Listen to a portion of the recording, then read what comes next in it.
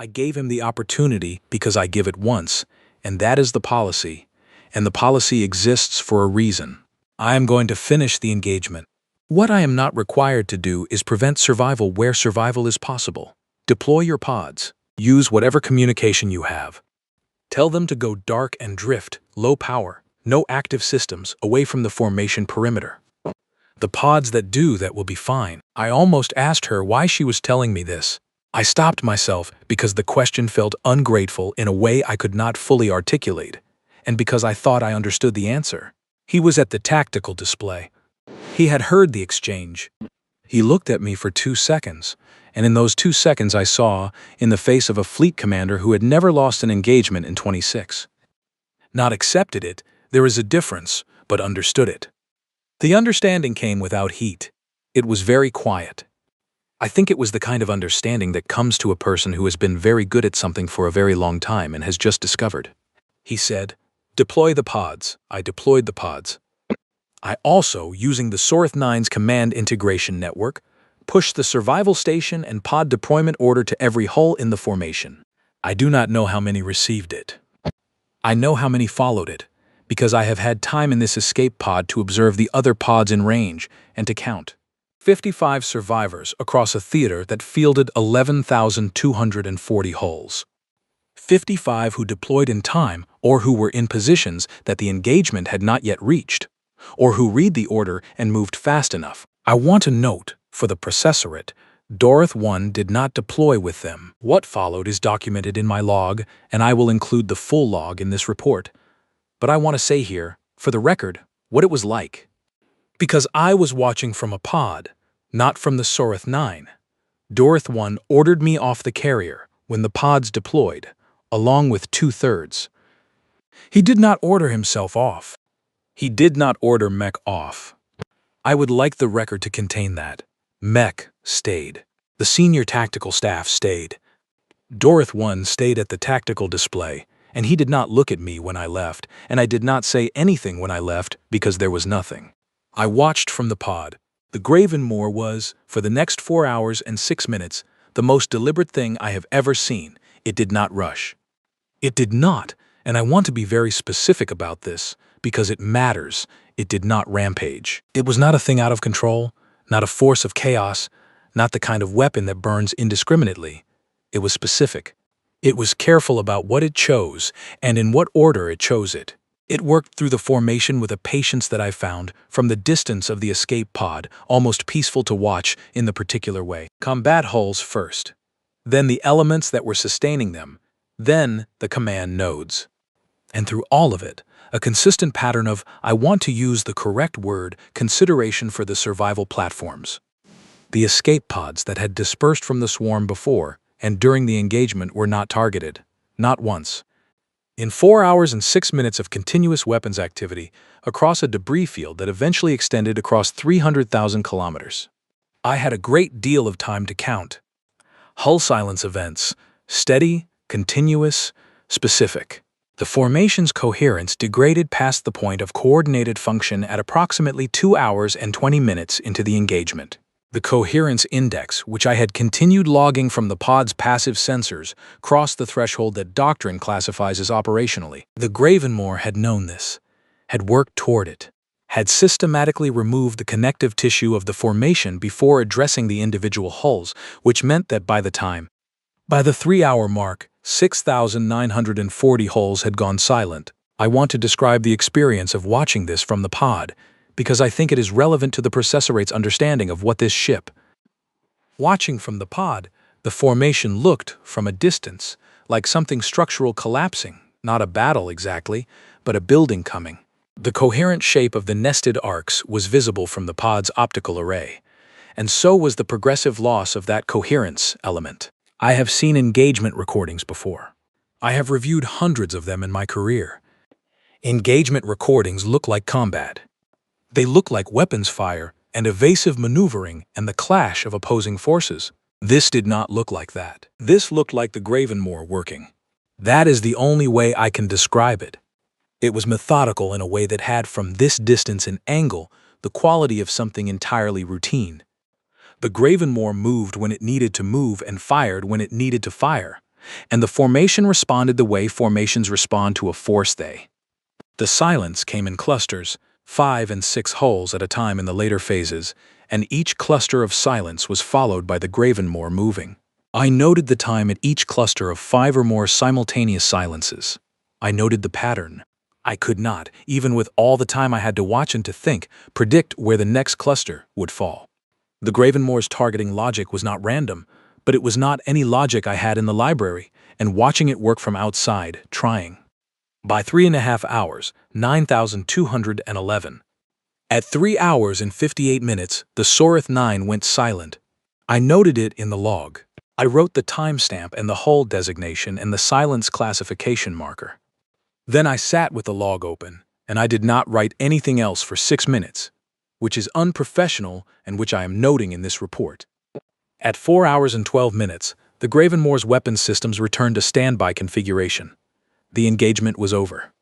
I remained in the escape pod for 63 hours until a Terran recovery vessel arrived to collect the pods that were broadcasting survival. There were 11 other pods within signal range of mine. The recovery vessel found 43 more during the sweep, 55 Keth survivors, out of 11,240 holes, plus the crew of the Sorith 9. 55. I filed the number in my log while the recovery vessel was still running its sweep. I filed it carefully, and I did not abbreviate it. I did not write it as a ratio or a percentage or a fraction of the total because reducing it to a ratio felt like a way of making the number smaller. That is the only word I have for what I watched it do. The recovery vessel's crew was professional. They provided us with medical assessment, food, and separate quarters. They did not speak to us beyond what was necessary for our care, and we did not speak to them. They were not unkind. They were the kind of people who understood that their job in that moment was to do the job and not to add to it by requiring any performance. At the 41st hour of transit back toward Terran space, we were being transported, presumably, for whatever the Terran Consolidation navies. The crew member said, "She wants to know if you want a copy of the engagement record?" I thought about this for a moment. Then I said, "Yes." The crew member brought me a data card. On it was a complete record of the engagement from the Gravenmoor's sensor perspective, not its tactical data, not its weapons analysis, but the raw. Cross-referenceable against my own log at every point where my log has an entry. I have been through it 11 times on this transit. It matches my own log at every point. It fills in the gaps where my log went dark with the same precision my log has where it was running. I am including it in this report as an attachment. The thing I keep returning to, reading the Gravenmoor's engagement record, is a sequence that begins at 7 minutes into the engagement. The Gravenmoor's sensor log shows the departure of the first survival pods from the Sorith 9, the general survival station deployment I had. The sensor log notes them, all of them. The targeting system flags each one individually as it flags every object in the engagement zone. And then, for each pod, the targeting system removes the flag and records in the notation protocol that is apparently standard on Terran Naval. The translation is, "Not a threat, stand clear." That notation was applied to every survival pod that departed every hull in the engagement zone. Not just ours, not just the Sorith 9, every pod from every hull across the entire engagement. The Gravenmoor tracked them all, individually, throughout 4 hours and 12 minutes of continuous weapons activity and applied the same. I have been trying across 63 hours in an escape pod and 41 hours in a recovery vessel cabin to find a frame of reference that makes. I have not found one in the Keth Tactical Library. The Keth Swarm's engagement doctrine does not have a provision for tracking enemy survival pods and removing them from the targeting queue. The doctrine does not need such a provision because the doctrine does not distinguish, in active engagement, between a target that is fighting. All targets within the engagement zone are engagement targets until the engagement concludes. The Gravenmoor had 71 years to develop its doctrine without anyone watching. This is what it developed. Not just the weapons range and the maneuvering capability and the targeting systems and the hull refits. All of that is explicable in terms. This is the other thing, the policy, the one-time offer, the deliberate tracking of survival pods across 4 hours of engagement. The specific choice, made and maintained, about the difference between a hull that is fighting and a person who has stopped fighting. I do not know what to do with this. I do not know how to file it in a way that the processorate will find actionable, because the processorate's frameworks are built. What the Gravenmoor did is not in the library. What Captain Solen said on the channel about giving the offer once, about the policy existing for a reason, that is not in the library either.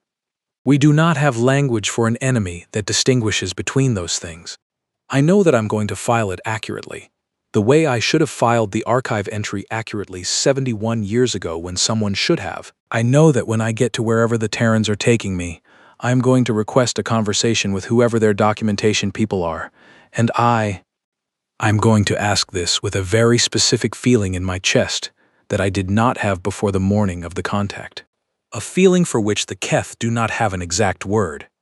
The closest approximation in the old vocabulary is the cold that comes after you have been laughing very loudly in a place where you should have been. The cold that settles when the laughter ends and you understand too clearly and too late what the sounds in that place actually were. The recovery vessel came out of transit drive 4 hours ago. Through the portal in my cabin, I can see a station, large, functional, utilitarian in the Terran way, none of the aesthetic embellishment. Some of those bays have ships in them. I have been trying, from this distance, to identify the class profiles. I can see 3 hulls of the Gravenmoor class, not 1, 3. They are all lit, every port, active station illumination, the engine glow of vessels at combat readiness. They are not identical to the Gravenmoor, not in the way ships from the same class usually look similar. Each one has the mismatched plating. Each one looks different in the details. Each one looks old and functional and completely awake. Each one has, I can see from here, the same kind of deep scoring along the forward sections that Mech identified on the Gravenmoor, the layered. I have checked the archive entry for the Gravenmoor class. There were 4 hulls launched, of which 3 were listed as decommissioned and 1, the Gravenmoor, was listed as assumed scrapped. The entry lists the class as extinct. I am looking at 3 hulls that the archive says do not exist. There are presumably 4. I am going to file an updated entry when I get access to a terminal. I'm going to update it to reflect what is currently in front of me, which is, I am going to open every Terran naval hull entry that is currently classified as decommissioned or scrapped or assumed scrapped or archive status. I will log the contact. I will log it carefully with the correct numbers, and I will not abbreviate any of them, and I will not write the glyph for a joke that isn't worth. The Gravenmoor didn't notice us. That is the most accurate summary I can write for the opening line of this report. 11,240 hulls, plus 1 command carrier with its full complement, the largest single theater deployment in this. It is out there now, somewhere in the patrol sector. It has been working for 9 years without anyone watching, doing whatever the Terran. And there are 3 more like it at this station, and presumably they have patrol sectors too, and presumably we do not know which sectors those are. We sent 11,000 ships, 55 came back. I do not know what number they would need to send to get a different result. I suspect this is a calculation the Terrans have already done. I suspect they arrived at a number and found it satisfactory and went back to work. I suspect they have been back at work for a very long time, and that the work is the kind of work that does not require witnesses, and that they were. That is the only lesson I have to offer the processorate, and I offer it at the cost of 11,000 hulls and 1 fleet commander who stayed. The contact came in at the 3rd interval of the Deep Watch cycle, and I remember laughing. That is what I keep coming back to. Not the hull signature, not the weapons analysis, not even the archive entry that should have made me pause. I keep coming back to the laugh. The way it moved through the command gallery of the Keth battle carrier Sorith 9 like a slow wave, starting at the scan station. The kind that comes from the belly and costs you breath. I can still hear it if I close my eyes. The archive entry read, Terran Dreadnought classes vessel, hull designation Gravenmoor, age profile 94 Terran years, armament listed. Last logged position, Terran Reclamation Yard Sector Ninetine. Threat Assessment Relic, classification, non-combat. That was what I read. That was what I filed. And in the margin of my own assessment report, in the shorthand the Keth use for obvious conclusions, I wrote the glyph that translates most cleanly. I want to be precise about this, because precision is what the high processorate is going to demand from me, and because I have had a great deal. Precision means the archive said decommissioned, and I believed it. Precision means Tactical Ordnance Mech said the ship's drive signature was consistent with a transit range vessel making a positioning run, not. Precision means Fleet Commander Dorith 1 looked at the contact data and said, and I am quoting from my own log here, "Send 4 wings. I want it for the entry hall." Precision means we thought it was a joke. I need to tell this in the order it happened, because the processorate will want to reconstruct the sequence, and because I owe it to the 11. I owe Dorith 1 that, though he will not be filing any reports of his own. So, from the beginning, the Keth swarm does not operate in the way that most spacefaring species understand fleet operations. Most species assemble a fleet the way you assemble an argument, carefully, piece by piece, with attention to what each component adds. The Keth swarm assembles a fleet the way water fills a container. We go until there is no more room. This is not an exaggeration, and it is not a boast. The swarm's operational doctrine, refined across 400 years of territorial expansion, is built on a single and irreducible premise. When you have 11,000 ships available to a single theater engagement, the question of tactics becomes largely academic. You are not selecting an approach. You are selecting how quickly you want the outcome. This doctrine had served us across 1,100 documented engagements. I want to establish this clearly for the processorate and for myself, because what I am about to describe is easier to understand if you understand. We believed it because it was true. We had tested it across 400 years and 1,100 engagements, and not once had the doctrine failed. There is no asterisk in the record. There is no engagement that the Keth swarm entered and did not win. This is not the kind of record that makes you arrogant. Exactly, arrogance implies a choice. The full numeral. In a theater that had fielded 11,240 hulls and a command carrier with a full crew complement. This is the kind of record that makes you certain, which is a different thing. We were certain. I was certain. The certainty was in the archive, and the archive was in my hands. And when the archive said a ship was a decommissioned relic of 94 years, that is what I want the processorate to understand. Not that we were careless, that we were wrong in the specific way you are wrong when you have been right for so long that the machinery of being right stops asking whether it. Dorith 1 had not dispatched 11,000 hulls to the contact, of course. That would have been wasteful. And the Keth are not wasteful. He sent 4 wings of the 13th Interceptor Cluster, 240 light pursuit hulls, because the contact was a single ship. Some of the interceptor pilots had begun placing bets on the transit time. I know this because I heard them over the open channel, which I had left running because there was nothing about this contact that suggested I should. The first anomaly came at 11 minutes after the 13th made visual contact. Mahik read it to me from the scan station. He was not laughing anymore. He was reading the way Keth officers read, when the numbers are not cooperating, carefully, syllable by syllable, as though the deliberateness. I am showing a weapon's signature from the contact that is not consistent with the archive entry. Define inconsistent, I said. I was not alarmed. I was mildly irritated, the way you are when administrative error intrudes on what should be a routine morning. The archive lists the Gravenmoor class as carrying 8 medium-yield kinetic projectors and a standard point defense lattice, Mech said. What I am currently reading is, he stopped. He rechecked the screen. He ran the calibration subroutine, which takes 4 seconds, and I watched him do it, because his hesitation was beginning to interest me. What I am reading does not match an 8-projector profile. What does it match? He told me. I looked at the number he gave me and I said, that is not possible. That is not a number a ship of that hull age carries. No, Mech said, it is not. I cross-referenced the archive entry. Gravenmoor-class dreadnoughts had been designed 94 years ago by a Terran naval program that the Keth had assessed at the time as promising. The class had launched 4 vessels, of which 3 had been decommissioned within 40 years due to maintenance costs, and the 4th. The archive assessment from the time read, disposal pending.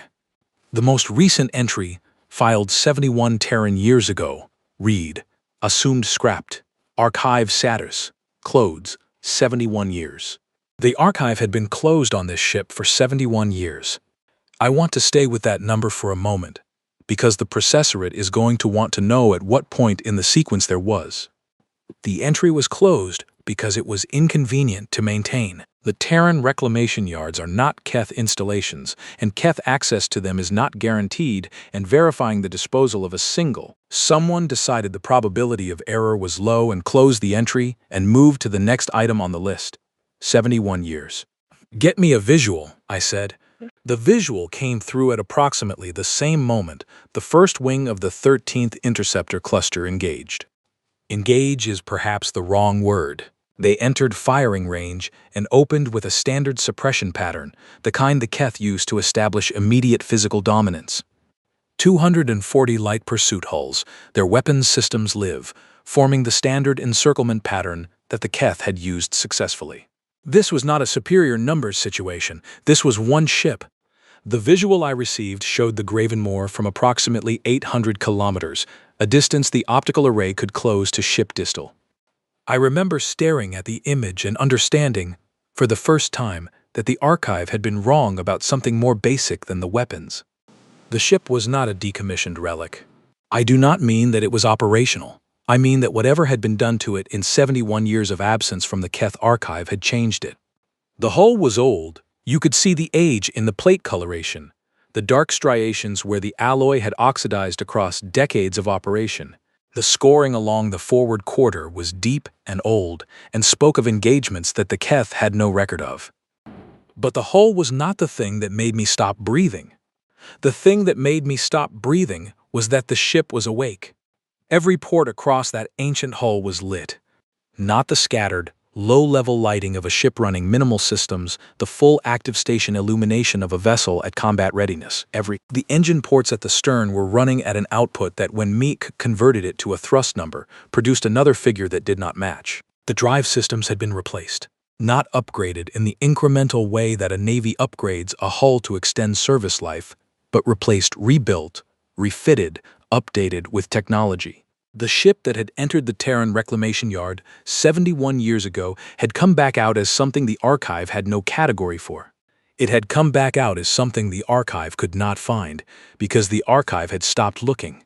I studied the hull plating in the visual feed for longer than was strictly productive, because there was something in the way it looked that I kept. The scoring I mentioned, the deep striations along the forward quarter, was not uniform. It was not the consistent damage and repair pattern of a ship that has been in one or two major engagements. It was layered. Striations over striations, the older ones partially repaired and then scored again, the pattern repeating across decades. I am not a weapons analyst, but Make leaned over my shoulder at one point and pointed to a section of the hull near the starboard bow and said, very quietly, "Fleet designate. Do you see the depth of those channels?" I saw them. That scoring is from kinetic impacts of a yield our heaviest siege weapons produce, Mech said, repeated, multiple engagements. At minimum 4 separate instances of significant kinetic bombardment, each of which would have required a weapon of our heavy siege class or larger. This ship has been hit by weapons of our tier, repeatedly, across what looks like he did the calculation on the age profiles of the oxidation. He told me the number.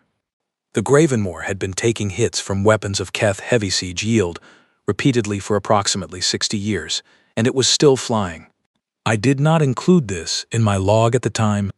I do not have a good explanation for why I did not include it. I think the honest answer is that I did not know how to file a data point that did not fit into any category the log was built to contain, and this was a professional error, and I am noting it here. Fleet designate, Mech said. His voice had changed. The 13th is not suppressing. I watched the suppression pattern on the tactical display. The 13th Interceptor cluster had deployed correctly, the encirclement forming with the precision that 240 experienced pursuit. The weapons systems of 240 light pursuit hulls had opened fire on a single contact at the correct range and with the correct yield. The Gravenmoor had not suppressed. It had rolled. The ship was a dreadnought, a class of vessel that in Keth doctrine does not maneuver in the early stages of an engagement because dreadnoughts do. They are the fixed point around which the engagement turns. But the Gravenmoor moved with an ease that was wrong for its size, a lateral roll that carried the forward quarter out of the heaviest concentration. It was not a maneuver I recognized from the Keth tactical library. It was something older than that, something the Terrans had apparently been practicing with this hull for 71 years without anyone watching. The first Keth hull went silent 32 seconds into the engagement. I did not know, in that moment, that it was the first. I thought it was a malfunction. I thought the pilot had experienced a drive failure or a power cascade, the kind of random mechanical misfortune that statistics guarantee will. I noted it in the log as a probable equipment failure and waited for the suppression pattern to close. The second hull went silent at 38 seconds. The third at 41. Fleet designate, Mech said. He said it very quietly. He said it the way you say something when you already know the answer will not help you. I see it, I said. The Gravenmoor's port array was firing in a sequence I had never encountered in the Keth tactical database, and I had access to 1100. The sequence was not random, and it was not the standard Terran doctrine we had on file. The doctrine was 94 years old. The doctrine was. Whatever doctrine the Gravenmoor was operating under had been written for the weapon systems it actually carried, for the drive capability it. By the 2-minute mark, 19 hulls of the 13th had gone silent. I want to be specific about what this looked like on the tactical display, because the processorate is going to want to understand the progression. The display shows each hull in the engagement as a point of light. Active hull, a solid point. Silent hull, a different marker, a dimmer one, that the system assigns when a hull stops broadcasting across all channels simultaneously. When the third hull went silent, I had 3 dim points on a display that had started with 243. The display looked largely unchanged. There was no sense of cascading failure. There was no visible catastrophe. There were just fewer lights. Mayhek began reading the silence count aloud, the way Keth scan officers read when they are trying to impose order on something that is not cooperating. Every 30 seconds he gave me the current number. At 60 seconds, 22 silenced. At 90 seconds, 31. At 2 minutes, 44. At 2.5 minutes, 58. At 3 minutes, Make stopped reading the numbers aloud. I asked him why. He said, because the rate is increasing, fleet designate, and I do not know how to read it in a useful way anymore. I can give you the count, but I cannot give you what is supposed to go after the count. I said, read it anyway. At the 4-minute mark, 73 hulls had gone silent. At 5 minutes, 91. The Gravenmoor had rolled twice more since the initial maneuver, each time moving with that wrong ease, each time bringing a different array. The encirclement that had been crisp and correct at the moment of engagement was ragged now, gaps where silenced hulls had been the surviving. By the 2-minute mark, Fleet Commander Dorth 1 came to the scan station personally, which he had not done since the veteran engagement 6 years. He looked at the tactical display. He looked at the Gravenmoor on the visual feed. The ship turning again with that wrong for its size ease. The weapons arrays cycling. He looked at the growing list of silenced hulls on the communications board. How? He said. He said only that one word. I told him what Mech had told me. The archive entry, the weapons profile that did not match, the drive systems that had been replaced, the 71-year gap, the hull scoring that Mech had identified as consistent with repeated heavy siege bombardment across 6 decades of engagement. I told him all of it in the order it had come to me, and I watched his face while I told him. And his face was the face of someone who is very good. When I finished, he was quiet for 4 seconds.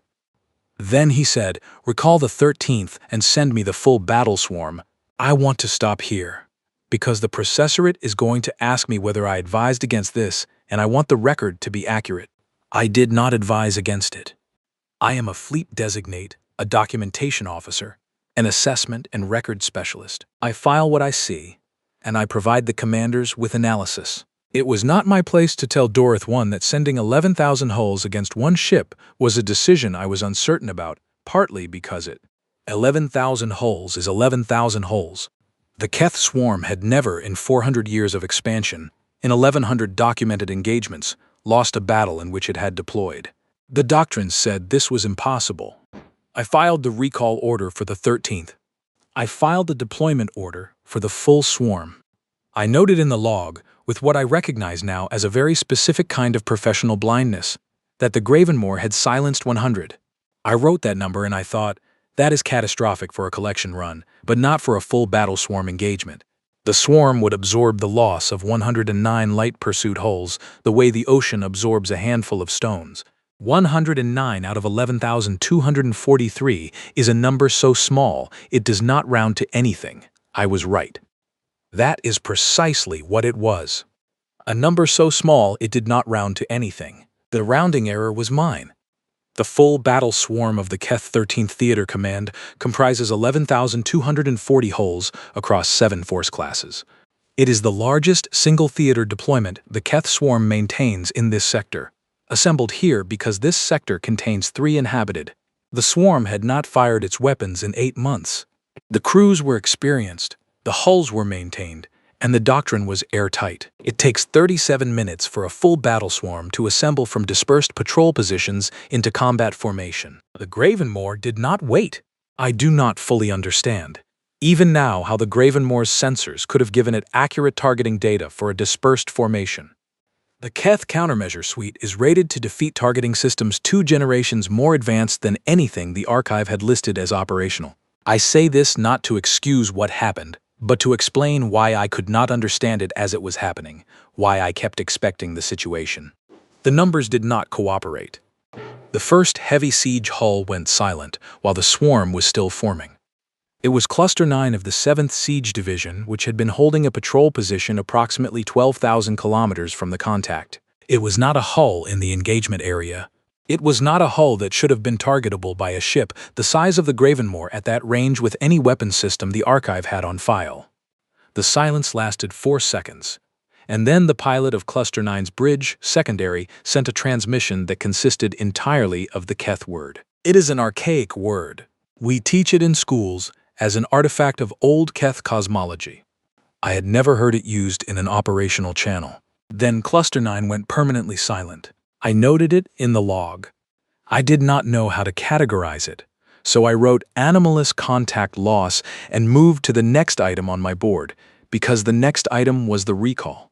I told Dorothy I was working on a revised estimate.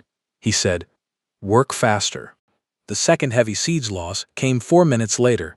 The third came 90 seconds after that. These were not patrol position hulls. By now the formation was assembling and the siege division had moved into its designated arc position. The range had decreased and the losses had not stopped. This was important data. I filed it as important data. I did not, in this filing, include a commentary on what it implied, because the commentary would have been that the range limitation we had assumed. Filing that commentary would have required me to file, attached to it, the statement that I had no basis for confidence in any of the numbers I was. At the 18-minute mark, with the swarm still completing its formation, 43 hulls had gone silent. They were not all in the same location. 7 were forward assault elements. 4 were logistics defense platforms.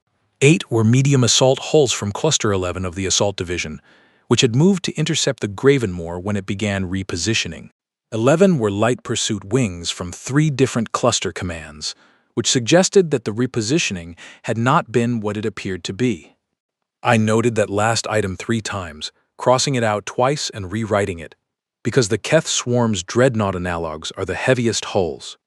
I rewrote it the 3rd time and left it in the log, because the log is the log and it does not care what the archive says is possible. I sat with the number for a moment.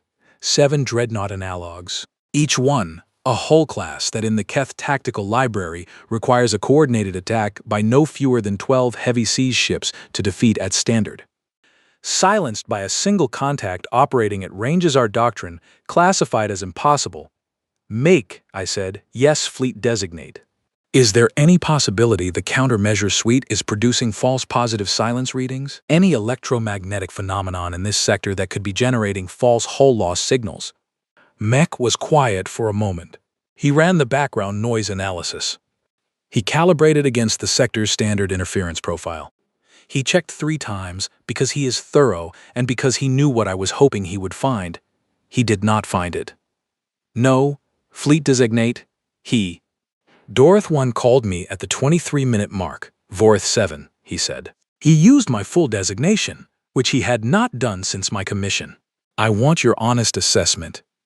Not the archive, not the doctrine, What you see. This is the part of the report I have written and deleted 4 times. I have deleted it because it is going to sound, in retrospect, like the kind of thing a fleet designate says when he is trying to protect his record. I am going to include it anyway, because the High Processorate asked for honesty, and because Dorth 1 asked for it first, and he deserved it. I told him, "Commander, I believe we have an incomplete archive entry.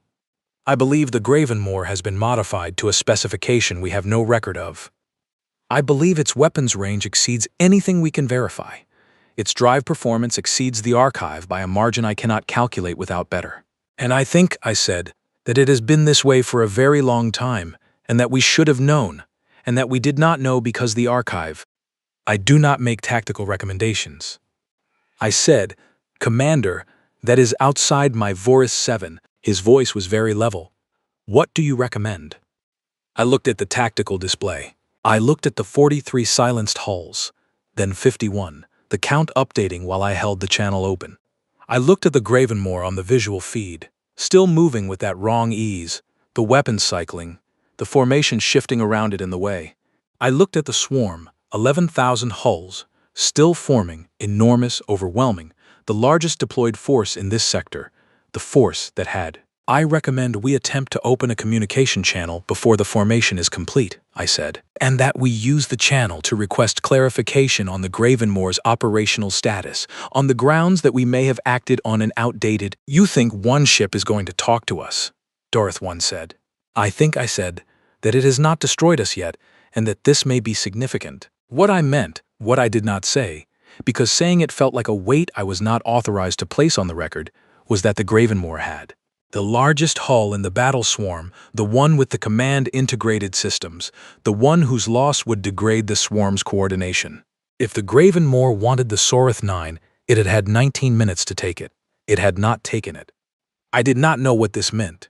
I still do not know, with certainty, what this meant.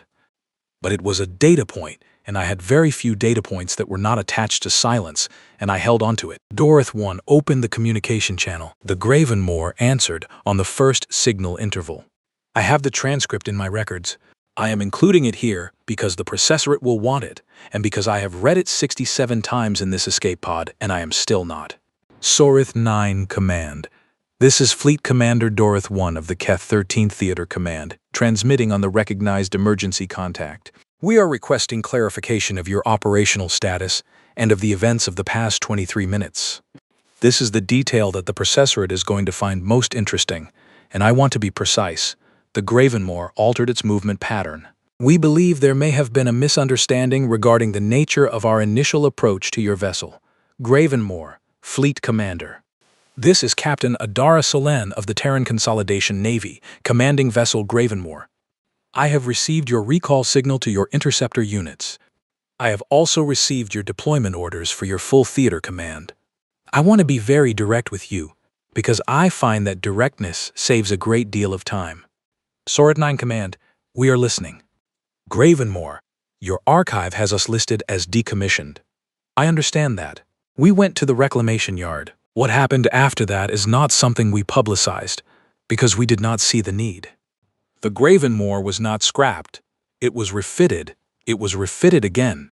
It has been refitted 7 times in 71 years, because the Terran Consolidation Navy takes the position that a good hull is worth keeping.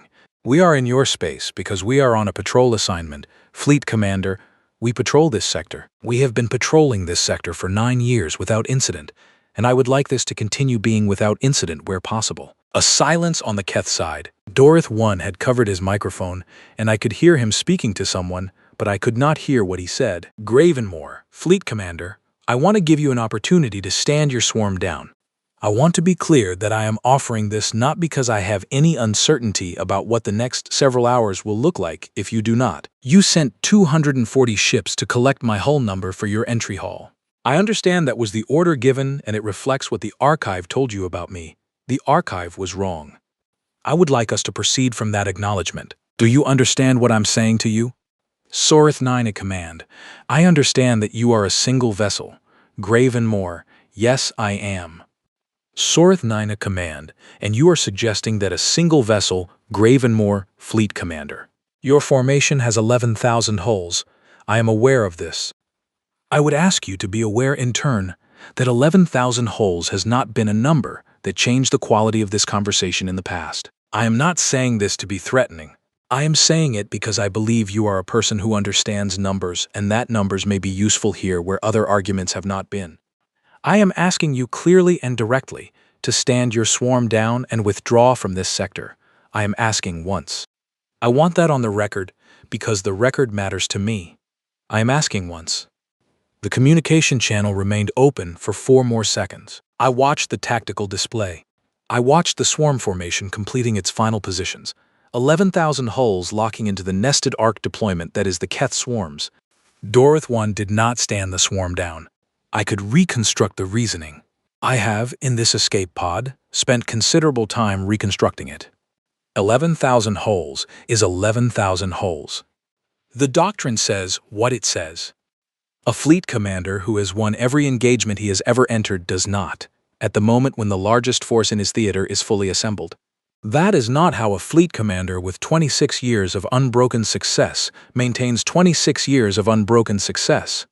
He believed the doctrine. I would have believed it too.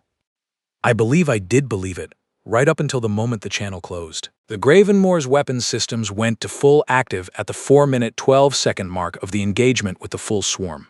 I know the exact time because I was logging continuously at that point, and I have the timestamp in the record. I am going to try to describe what happened next in a way that is useful to the processorate. I find this difficult, not because my memory of it is unclear. My memory of it is very clear, in the way that memories are clear when every detail. The nested arc formation works on the principle of layered engagement zones. The inner arc engages the target at close range with maximum weapon density. The outer arcs provide suppressive fire that degrades the target's ability to maneuver and respond to the inner arc. The carrier and command elements position inside the formation, protected by the density of hulls around them. The logistics platforms maintain position at the formation's edges, supporting the combat elements. The formation is, in doctrine, self-reinforcing. Damage to one element is absorbed by adjacent elements without loss of overall capability, because the doctrine was written for a target that could be attrited. The Gravenmoor could not be attrited, not by us, not with the weapons we had. The Keth swarm's standard weapons profiles are rated against published Terran hull specifications, and the Gravenmoor's hull specifications had not. Whatever the Gravenmoor's shielding and hull plating actually consisted of after 7 refits across 71 years, it was not what the archive. This is not a statement I make lightly. 11,000 hulls firing in coordinated sequence should have been able to defeat any single target in the engagement zone inside the first 20. This is not a theoretical claim. This is what the doctrine says, and the doctrine is based on 1,100 engagements, and it was wrong. The Gravenmoor survived the first 20 minutes. It survived them while moving, while firing, and I watched this on the tactical display, and I could not explain it, and I cannot fully explain it now, while doing something. Element by element, arc by arc, the Gravenmoor worked through the formation with the unhurried efficiency of something that has done this kind. That was the thing that was hardest to watch. That was the thing that made Mech stop reading the scan data aloud and start simply marking it. The Gravenmoor was choosing which elements to silence in which order, and the order was making the formation less coherent in ways that took me too. It was doing to us what a practiced hand does to a complex mechanism. Finding the load-bearing pieces, not the most visible ones, and removing them. At the 30-minute mark of the full engagement, 482 hulls had gone silent. I filed the number. I noted the formation coherence degradation index, which the tactical system calculates automatically and which had moved into the amber range. I flagged the targeting pattern as non-standard and beyond my current ability to predict. I sent the analysis to Dorith 1. At the 31-minute mark, Dorith 1 moved the Sorith 9, not toward the Gravenmoor, away from it, a repositioning deeper into the formation, a placing of additional hull mass between the command carrier and the contact. This is a recognized defensive maneuver in Keth doctrine, appropriate when a command element believes its position has been identified and targeted. I also understood, though I did not log this part, that moving a command carrier during an active engagement is the kind of decision. Not immediately, There was a delay of approximately 40 seconds, which may have been sensor processing time or may have been something else.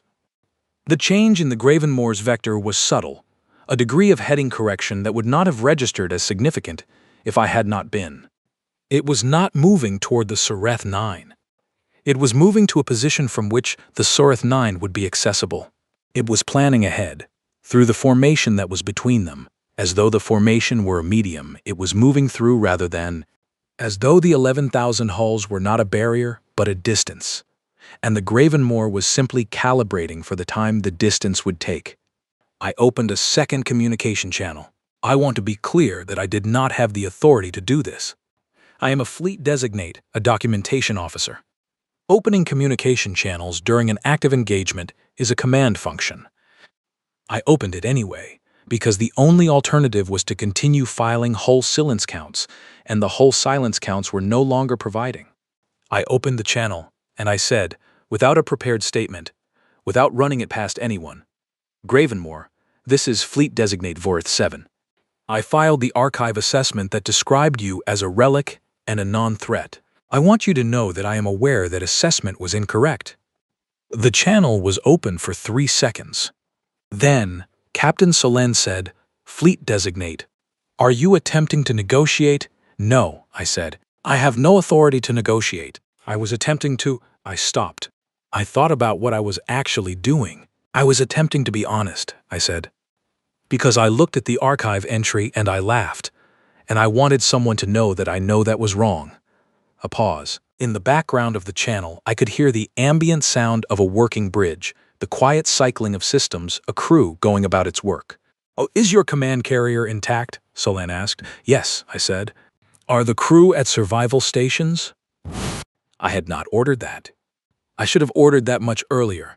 I put out the general order for survival station readiness on the Soreth 9's internal channel while I was still holding the communication line. That was the right thing to do, Solen said. I would suggest you also deploy your escape pods to safe distance from the formation. Not for the command carrier only, for all surviving hulls you can reach in the next 20 minutes. Get the word out if your communication nets are still functional. Captain, I said. Are you Fleet Designate? She said. Your commander declined to stand down.